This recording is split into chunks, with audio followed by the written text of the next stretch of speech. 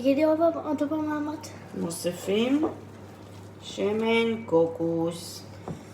כאילו, הוא צריך להיות כזה כמו ככה, תראי איך הוא צריך להיות.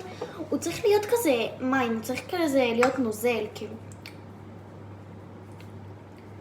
שמים בערך 2 כפות גדולות. שהוא שכאילו הוא צריך להיות כזה נוזל, וכאילו כשהוא צריך... סבבה. אז לכמה זמן צריך לשים שזה יהיה כזה נוזל? תלוי, אצלנו זה ככה בגלל שזה לא במקרר. אבל אם צריך, אז שמים את זה בפושים קטנים של 30 שניות. 30 שניות, וזה סבבה. בדרך כלל מספיק.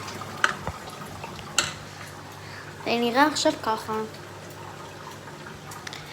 טוב, אז נעשה חלק 5.